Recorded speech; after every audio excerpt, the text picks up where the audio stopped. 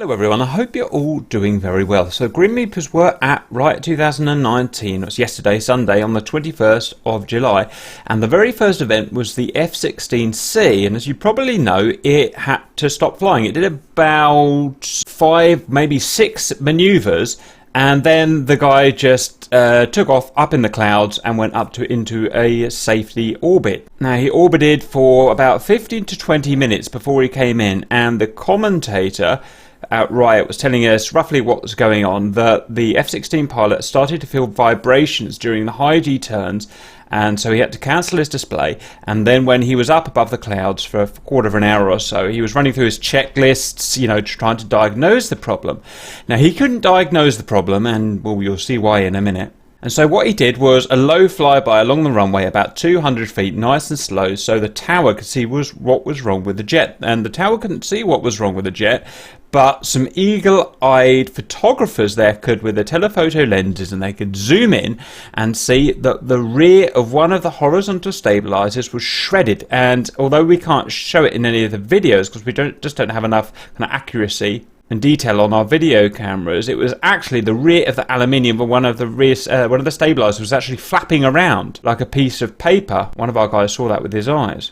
So what we're going to do today is show the tiny bit of footage that I got. It may or may not be any use. We'll have a look. Then we'll see a couple of telephoto shots that I believe our guys got of the damage. We're actually saying that I think they may have actually just came off Google rather than being our guys. And then just have a chat to speculate how we think the damage could have occurred. Right, welcome back. First airplane has gone up and it's cancelled after a couple of passes, and they're trying to troubleshoot the problem. John thinks it's one of the rear stabilisers flapping about, but we don't know. It could just be how it operates. We'll see if we can spot any problems with it.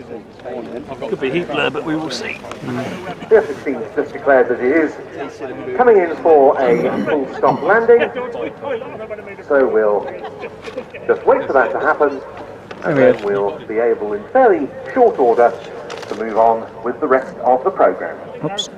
And I'd like to say a big thank you to everyone with the big long lenses that took photos of that aircraft and tried to relay back to us the nature of the emergency.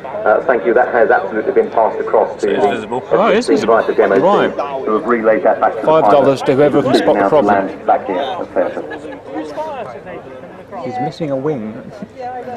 Does they even have them? Must do. They'll be flapping around. Alright, what's falling off? Come on, camera. He's back. He's on the right side.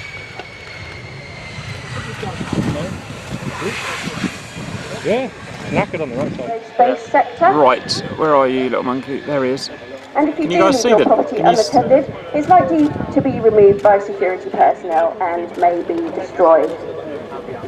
Also, do note that the flying of any type of drone or small unmanned aircraft system in or around RIAT Fairford is strictly prohibited. Looks alright to me, but To be clear, flying maybe it'll be good enough for Cap to fly. that'll be good enough for Cap. It's alright, boys. So we couldn't really see anything in my video. It's a pretty crap video, and I've had a look around the internet. I can't really see anything in anyone else's videos either. Video cameras just aren't good enough. But the telephoto stills, as you can see here, and I think this was the chap, I'm sorry I forgot your name, that was sitting next to us that got this shot. And you can see on the right horizontal stabiliser, about up to 18 to 24 inches of the rear horizontal stabiliser on the right side is completely shredded.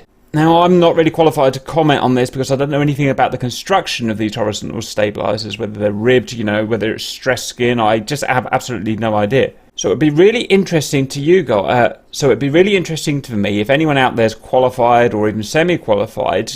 You know, plenty of engineers, aeronautical engineers, watch this channel. As why something like that would have happened. It just doesn't look like flight damage to me, as in caused by flight stresses and whatnot. He was doing 9G turns, but it looks to me very much like strike. Now the only problem with strike is that it's all the way along the back. I don't suppose you can see my cursor, but you can see that the damage is all along and worse at the very far end. It goes up to about maybe 2-3 feet at the very far end from where the rear of the stabiliser kind of should be. And because the damage is all the way along, it can't really be bird strike or, you know, some sort of airborne object. and I can only think that it can be ground strike when taking off. Now, I've seen F-16s take off at RIAT before and almost ground strike. They sometimes take off, and as they're taking off, they roll, and it puts their elevators, sorry, stabilizers like this, in grave danger.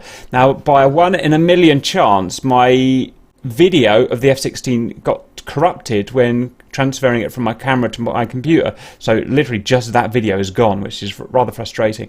Now, I've had a look at other videos out there of RIAT. Now, I think they were from the Sunday that I was there, but I can't be 100% sure because they didn't say. But I didn't see anything that was obviously a ground strike during takeoff. So at this point, I'm out of ideas, and I'm putting it towards you lot. Are there any other historical examples of in-flight shredding of the rear stabilizer? Any known defect? It seems incredibly unlikely. If not, can anyone hunt down some pictures of Sunday, the 21st of July, the F-16 taking off at 10:00 hours, and seeing if there was the possibility of strike? Other than that, during his flight, he wasn't particularly low. He was always above about 500 feet, I think. So in-flight ground strike, I think, was impossible. I think it had to be on takeoff. Let me know what you guys think, and if anyone knows about the construction of these stabilizers or historical defects, that would be extremely good to know. Or if anyone heard from the tower or the pilot, you know, what they think caused this. That's all I've got to say. Look forward to speaking to you guys in the comments, and see you later.